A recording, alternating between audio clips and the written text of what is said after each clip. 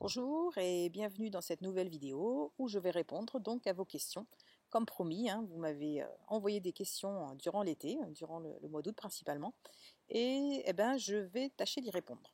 Donc alors on va commencer. Donc j'avais deux questions du même type. Donc j'avais tout en col qui me demandait, je voudrais être sûr de vouloir bien désaérer la terre. Comment faire? Et André M qui disait comment travailler la terre de façon à ce qu'il n'y ait pas de bulle d'air et à quel moment savons-nous quand on peut s'en servir. Donc déjà je vous invite à regarder la vidéo que j'ai fait à ce sujet parce que j'ai fait une vidéo où je montrais comment battre sa terre. Après, de toute façon, par principe, si vous avez un pain de terre neuf, je dirais qu'en tant que débutant, c'est souvent mieux de l'utiliser direct que de la travailler parce qu'en fait, vous avez tendance à enfoncer vos doigts dans la terre et en fait, il faut surtout pas enfoncer les doigts parce que c'est comme ça que vous allez rentrer des bulles d'air. Donc le principe, c'est plus de taper la terre avec la paume de main sur le plan de travail. Et c'est je coupe, je tape, je coupe, je tape de façon assez violente. Les cornes du bélier et le coquillage, ça c'est vraiment une technique qui s'étudie à long terme. Déjà, pour un début, je vous conseille de rester sur ou le pain de terre neuf ou bien de la travailler en tapant, coupant assez violemment. Et de toute façon, si jamais vous travaillez à la plaque, vous allez vite voir les bulles d'air parce qu'elles apparaissent en surface et vous pouvez les péter. Et sinon, si vous travaillez dans la masse, de toute façon, aussi, il faut vider sa terre puisque si elle est pleine, elle expose au four. Donc plus vous allez la vider et plus vous enlèverez les risques de bulles d'air. Ensuite, on a une question de Salix9506 qui dit peut-on armer l'argile et si oui, avec quoi et que peut-il se passer à la cuisson? Donc armer l'argile, c'est toujours un problème puisque l'argile, en fait, elle va rétrécir en séchant et en cuisant. Donc il faut un matériau qui suive l'argile et en même temps qui va supporter les 1000 degrés puisque la faïence, le minimum, on a 1000 degrés, 980 degrés. Donc pour ça, il n'y a pas grand-chose parce que du papier dans la terre, ok, il va brûler mais il ne va pas vraiment l'armer. Le fil de fer, le métal va gonfler alors que la terre va rétrécir. Le polystyrène, c'est pas très écolo quand ça va brûler. Il n'y a pas vraiment de matière, je dirais, à utiliser dans sa terre. Après, il y a plutôt à utiliser, pourquoi pas, du fil de fer, des choses comme ça. Mais il faut le retirer en temps voulu. Dès que la terre a suffisamment durci, il faut l'enlever pour éviter justement ces problèmes de fendillement et carrément de casse de sa terre dû au fil de fer. Après, libre à vous de faire de multiples recherches, parce que c'est vrai que de nombreux céramistes font des recherches là-dessus et arrivent à intégrer des matériaux. Après, de base, vous prenez une terre chamottée, c'est déjà une terre qui est armée. La chamotte, je vous rappelle que c'est des morceaux de terre cuits qui sont concassés, qui sont rajoutés à une terre fraîche. Donc du coup, ça permet de pouvoir construire plus facilement et donc d'être armé. Ensuite, Catherine P. Alors, Lango prête à l'emploi sur terre sèche, est-ce que ça fonctionne? Et d'autres questions, ça veut dire que la couleur que l'on met garde son intensité ou bien devient très pastel. Donc, Lango prête à l'emploi, moi, celle que j'utilise, elle marche sur terre sèche, elle marche sur biscuit, sur terre cuite, elle marche sur biscuit, elle marche sur terre humide et elle marche sur terre sèche.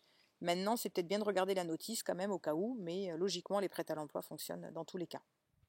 Et la couleur, en fait, elle sera pastel quand vous allez l'appliquer, mais en réalité, en cuisant, elle va reprendre un petit peu d'intensité. Donc c'est normal que la couleur soit un peu tendre. Elle va reprendre un petit peu grâce à la cuisson. Stéphanie D. Alors, j'ai acheté de l'argile autodurcissante, mais dans toutes mes réalisations, en séchant, ça craque. Auriez-vous un conseil? Alors, moi, c'est vrai que la terre autodurcissante, je ne la travaille pas, puisqu'en fait, c'est de la terre mélangée avec de la résine, et c'est ce qui permet de la faire durcir. Donc, je dirais que certainement, ça sèche trop vite. Donc, il faut freiner le séchage. Ça veut dire quoi? Ça veut dire que vous mettez un plastique dessus et tranquillement, on enlève le plastique un petit peu plus tous les jours. Il faut certainement pas aller trop vite et encore moins se mettre au soleil. Voilà ce que je recommanderais. Après, tout en colle. Donc, une autre question. J'ai cuit mes premières pièces hier. Je vais émailler demain. Une fois l'émail posé, est-ce que je dois cuire de suite? Ou est-ce que ça peut attendre une semaine par exemple? Donc en fait, la terre, une fois qu'elle est cuite, en fait, elle ne bougera pas. On peut le faire dans la foulée quand on sort du four, on peut poser son émail. On peut faire cuire, il faut juste que la pièce soit pas trop humide parce que le four n'aime pas trop l'humidité. Par contre, ça peut être dans 10 ans si vous voulez. En fait, il n'y a pas d'ultimatum. La seule chose, c'est qu'une fois que j'émaille, c'est bien d'enchaîner entre guillemets sa cuisson. Mais quand je dis enchaîner, ça ne veut pas dire qu'il faut le faire à la minute. Ça peut même être dans 15 jours, dans un mois.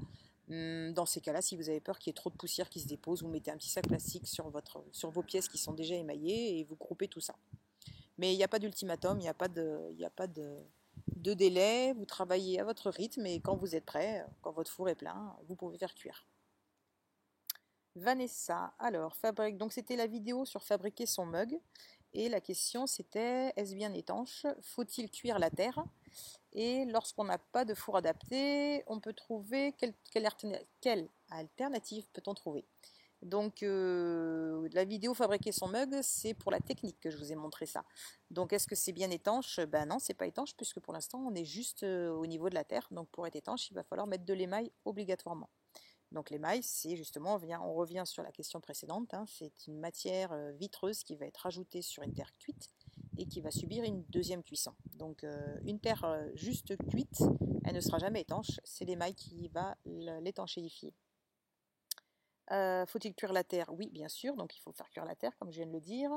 Et quand on n'a pas de four adapté, en fait, il faut trouver un potier, une copine, enfin quelqu'un qui en a un, parce que de toute façon, une terre qui sèche naturellement, elle sera jamais solide, elle a besoin d'avoir une cuisson. Donc là, la cuisson est obligatoire. Et il n'y a que avec les fameuses terreaux durcissantes où il n'y a pas de cuisson, mais là on n'est pas du tout dans l'alimentaire, on est uniquement dans la déco. Donc voilà, donc je pense que j'ai fait le tour de toutes les questions qui m'ont été posées. Je vous dis bonne continuation et à bientôt. Ciao!